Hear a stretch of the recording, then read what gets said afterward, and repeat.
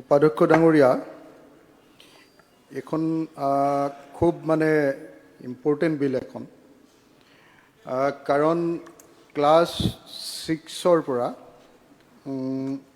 একেবাৰে 12লৈকে এই গোটেই শৈক্ষিক ব্যৱস্থাটো, তাৰ curriculum, syllabus, course, examination, text book, এই আটাইবিলাকৰ কাম এই বোৰ্ডখনৰ হাতত, নতুন বোৰ্ডখনৰ হাতত দিয়া হৈছে। এইটো এটা বহুত ডাঙৰ দায়িত্ব, কিন্তু সেই দায়িত্বৰ কাৰণে যিজন মেইন মানুহ নিৰ্বাচন কৰা হ'ব চেয়াৰমেন, সেইজন আকৌ সদায় মন্ত্ৰীবিলাকৰ, যোনজন মন্ত্ৰী হয় যিটো সমষ্টিৰ পৰা, তেওঁলোকৰ ভোটাৰ এজনক আনি বহুৱাই দিয়ে। তেওঁলোকৰ ভোটাৰ এজনক আনি বহুৱাই দিয়ে। এতিয়া কাউন্সিলখনতে, নতুন কাউন্সিলখন হ'ব হায়াৰ ছেকেণ্ডেৰীলৈকে, ক্লাছ 6-ৰ পৰা একদম হায়াৰ ছেকেণ্ডেৰীলৈকে, ইমান ডাঙৰ গোটেই শিক্ষাৰ গোটেইখনক নিয়ন্ত্ৰণ কৰিব। তাত আনি যদি নিজৰ নিজৰ স্বাৰ্থৰ কাৰণে নিজৰ সমষ্টিৰ কোনোবা এজন মানুহক, জনা নজনা একাডেমিচিয়ান হওক নহওক, বিষয়টোৰ ওপৰত জনা নজনা মানুহ এজনক পলিটিকেলি আনি বহুৱাই দিয়ে, তেতিয়াহ'লে কেতিয়াও এই ব্যৱস্থাটো ঠিক হ'ব নোৱাৰে। গতিকে মই মনোৰঞ্জন তালুকদাৰ ডাঙৰীয়াই যিটো প্ৰস্তাৱ উত্থাপন কৰিছে, সেইটোতে গুৰুত্ব দি ক'ব খোজোঁ যে আটাইতকৈ ইম্পৰ্টেঞ্চ দিবলগীয়া বস্তুটো হ'ল যে চেয়াৰমেন, ভাইচ চেয়াৰমেনসকল কোন হ'ব, তেওঁলোকক কেনেকৈ নিৰ্বাচিত কৰা হ'ব। মই ভাবোঁ যে এইটো যিহেতু সঁচাকৈ ইম্পৰ্টেণ্ট বস্তু, গতিকে এই কমিটিখনত মুখ্যমন্ত্ৰী ডাঙৰীয়া, শিক্ষামন্ত্ৰী ডাঙৰীয়া আৰু লিডাৰ অফ দ্য অপজিশ্যন, এই তিনিজনৰ চে থাকিব লাগে যে আচলতে চেয়াৰমেন কোন হ'ব লাগে। আৰু লগত আমাৰ গোটেইকেইখন ভাইচ চেঞ্চেলৰ, গোটেইকেইখন ইউনিভাৰ্চিটিৰ ভাইচ চেঞ্চেলৰসকল তাত মেম্বাৰ হৈ আটাইবিলাকে মিলি আচলতে চেয়াৰমেনজনক চিলেক্ট কৰাৰ ব্যৱস্থা গ্ৰহণ কৰিব লাগে, যাতে আমাৰ বিদ্যালয় শিক্ষাটো প্ৰকৃত অৰ্থত এটা ষ্টেণ্ডাৰ্ড মেইনটেইন কৰিব পাৰে।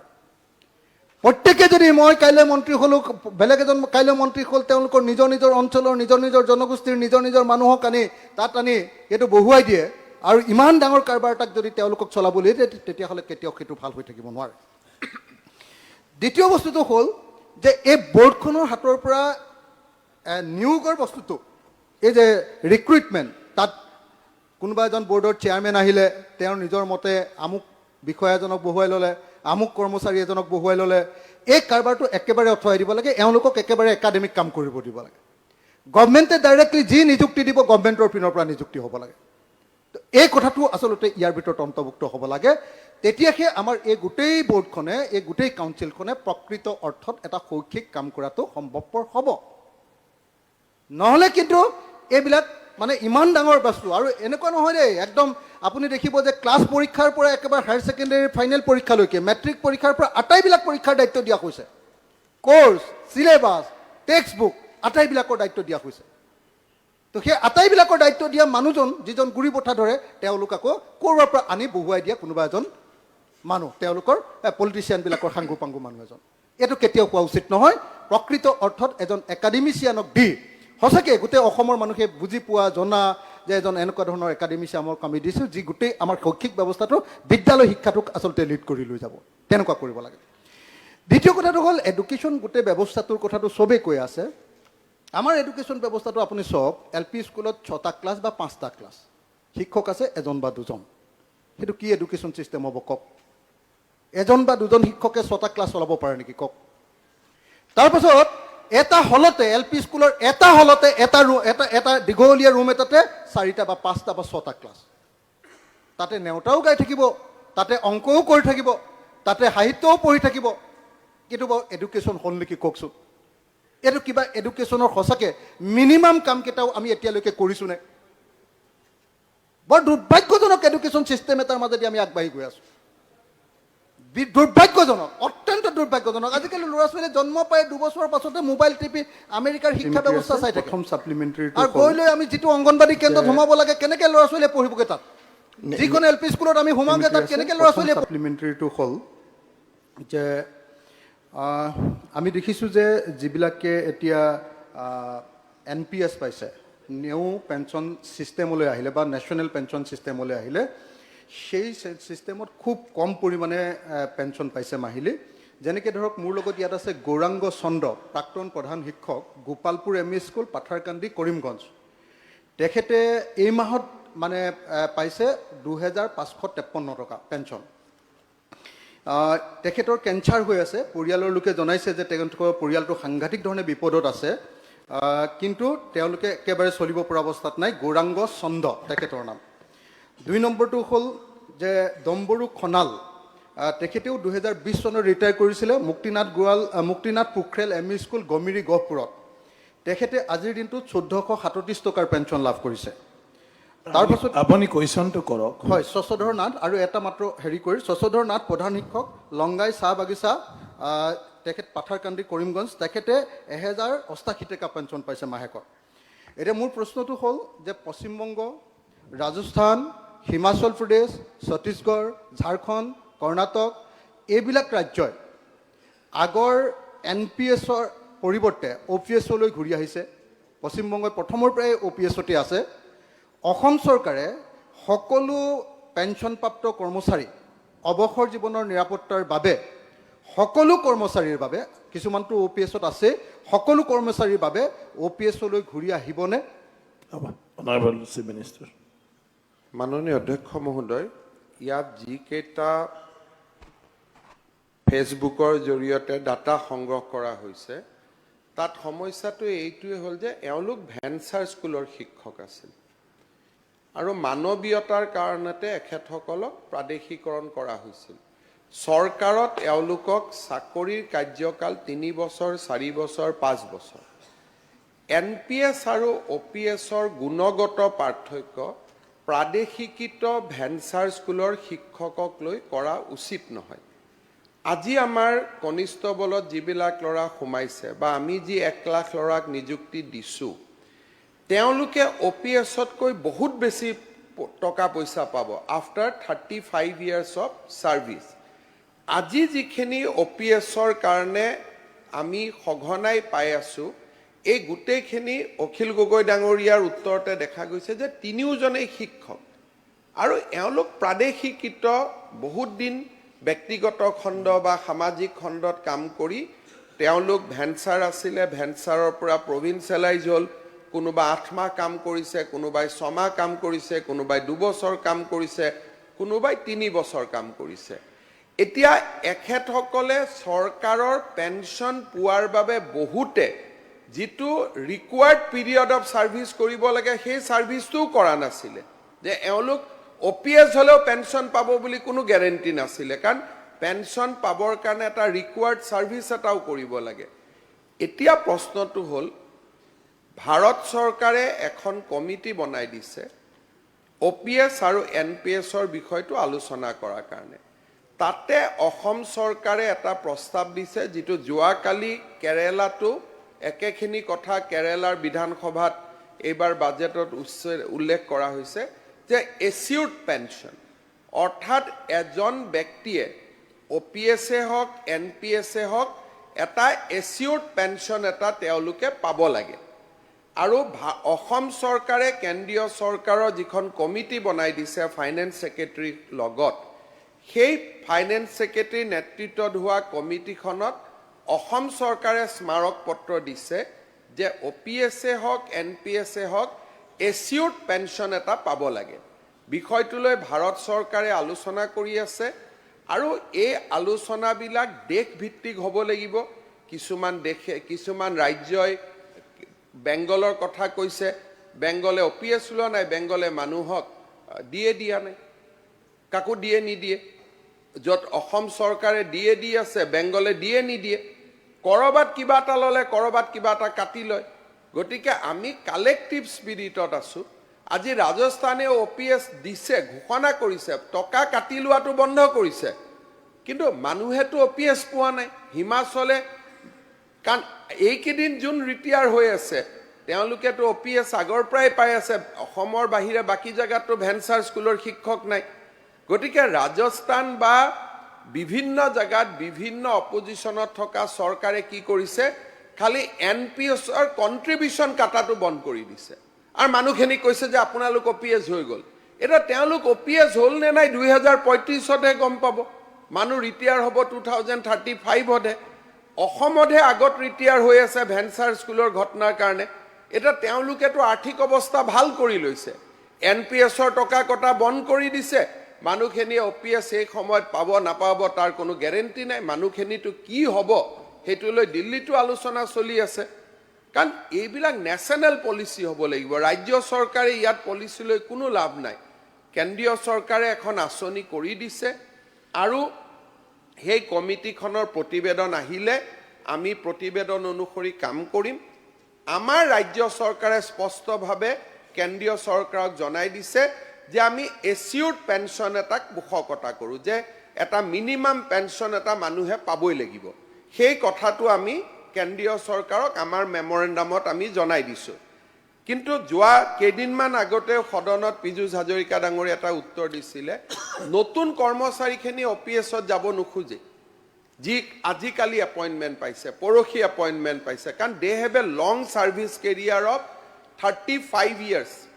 যি ল'ৰাই 20-21 বছৰত চাকৰি কৰিছে তেওঁলোকে 40 বছৰ চাকৰি কৰিব।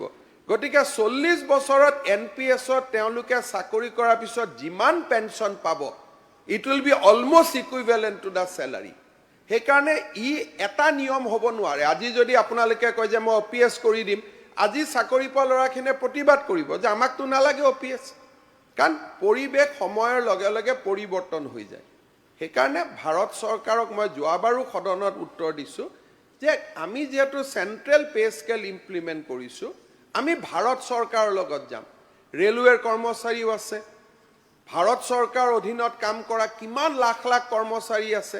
গতিকে তেওঁলোকৰ হিতৰ কাৰণে যিটো সিদ্ধান্ত গ্ৰহণ হ'ব, ৰাজ্য চৰকাৰেও সেই সিদ্ধান্তটো গ্ৰহণ কৰিব। কিন্তু ভেঞ্চাৰ স্কুলৰ শিক্ষকসকলৰ পে স্লিপখন লৈ পেলাই যে গোটেই কৰ্মচাৰীৰে তেনেকুৱা এটা অৱস্থা হ'ব, তেনেকুৱা ভয় খুৱাই থকাটো উচিত নহয়, কাৰণ এইটো তথ্যৰ ৰূপত প্ৰতিষ্ঠিত নহয়। 3 বছৰ চাকৰি কৰা আৰু 30 বছৰ চাকৰি কৰা মানুহৰ মাজত বহুত বেছি পাৰ্থক্য থাকে।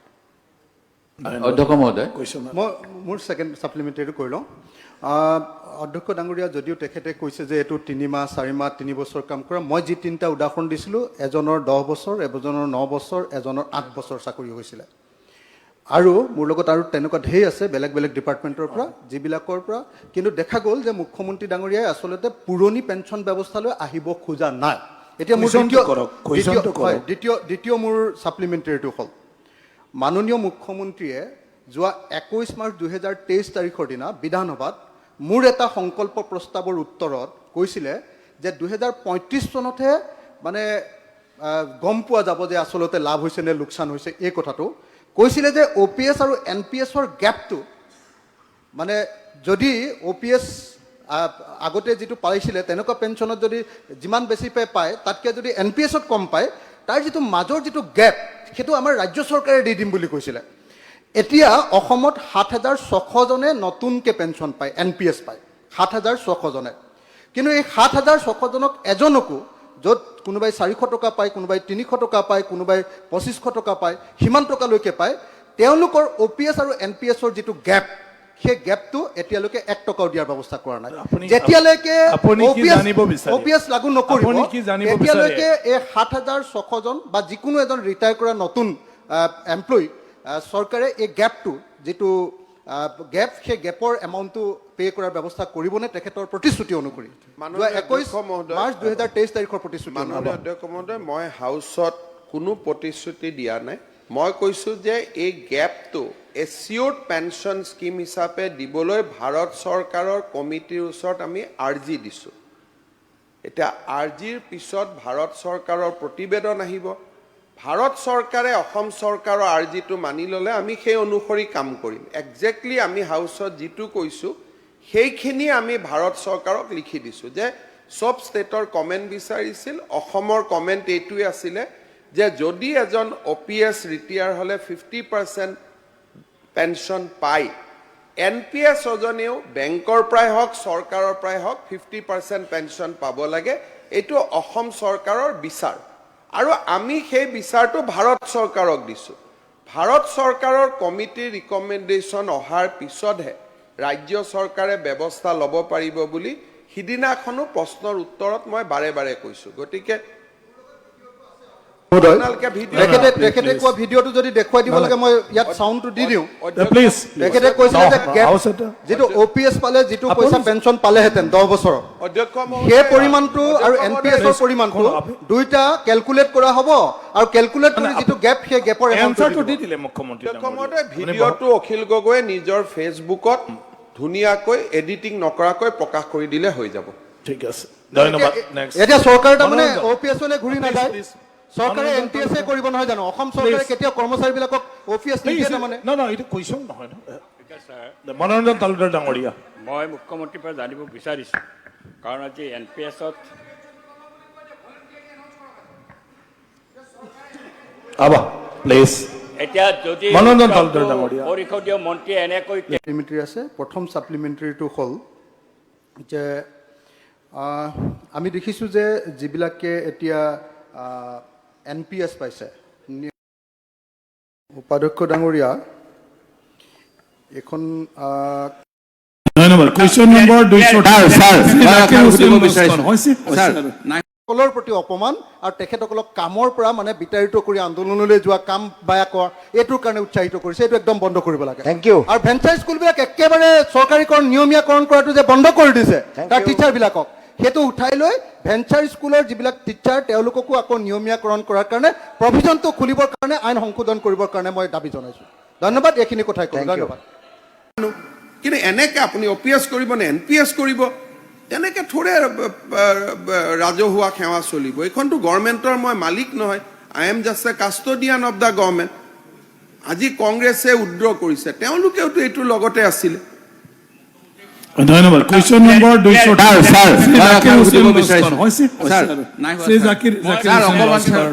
এটা কবল দিয়ক question our not discussion this is not the debate sir মুখ্যমন্ত্ৰী মহোদয়ে যিখিনি কথা ক'লে তেখেতে পূৰ্বৰ চৰকাৰৰ অকল শিক্ষা বিভাগৰ নিযুক্তিটোক লৈ ক'লে কিন্তু 1/1/2004 চনৰ পৰা স্যাৰ অল্ড পেঞ্চন স্কিম বাতিল হৈছে ভাৰত ৰত্ন অটল বিহাৰী বাজপেয়ী ডাঙৰীয়াৰ প্ৰধানমন্ত্ৰীত্বৰ কালচোৱাত তেতিয়া sir education health veterinary SES গৃহ পঞ্চায়ত এইবিলাক বিভাগত হৈছিল তেখেতে কৈছে অলৰেডি নিযুক্ত হৈ থকা already তেখেতে জবাব দিলে। গতিকে স্যাৰ সেইবিলাক বিভাগৰ ক্ষেত্ৰত কিয় কন্ট্ৰিবিউটৰি লৈ থকা হৈছে Central government-ৰ কমিটিৰ recommendation-ৰ পিছত চব হ'ব। আজিও স্যাৰ তেখেতে হ'ব, এইটো বিকৃত কৰি discussion কৈছে, আপোনালোকে স্যাৰ। পিছত ক'ব। এইখিনি কথা উত্তৰ দিব লাগে কেতিয়াবা স্যাৰ। ডিছকাশ্যন অধ্যক্ষ মহোদয় অসম গৌৰৱ তৰুণ গগৈৰ দিনত অসমত OPS লাগু হৈছিল ইয়াত ভাৰত ৰত্ন অটল বিহাৰী ভাৰত চৰকাৰৰ দিনতে হৈছে 1/1/2004 চনৰ পৰা স্যাৰ সেইসকলক কিয় স্যাৰ কন্ট্ৰিবিউটৰি কৰা হৈছে সেইসকলক স্যাৰ কন্ট্ৰিবিউটৰি দিব নালাগে সেইসকলে স্যাৰ OPS পাব লাগে স্যাৰ OPS দিয়াটো কৰিব লাগে স্যাৰ OPS আনিব লাগে স্যাৰ আপোনালোকে ৰীতি হৈ উত্তৰ দিব লাগে জাকিৰ হুছেইন সিকদাৰ মাননীয় অধ্যক্ষ কোনো মহোদয় কোনো ৰেকৰ্ড মাননীয় অধ্যক্ষ মহোদয় তৰুণ গগৈৰ নামটো কিয় এইটো কেন্দ্ৰৰ বিজেপি চৰকাৰৰ দিনত হৈছে don't display postcard please don't Tarun display গগৈৰ নামটো আমি কিয় Don't বিচাৰি display. দিলো এইটো ৰাজনীতি নহয় Question জানো? number প্ৰধানমন্ত্ৰী 2003 দিনৰ কথা কৈছো ভাৰত চৰকাৰৰ কথা আপুনি কৈ আছে ভাৰত চৰকাৰৰ 1/1/2004 চনত শ্ৰী ৰূপেশ গোৱালা সন্মানজনকভাৱে প্ৰধানমন্ত্ৰী কংগ্ৰেছৰ নিজৰ তেজ আছে।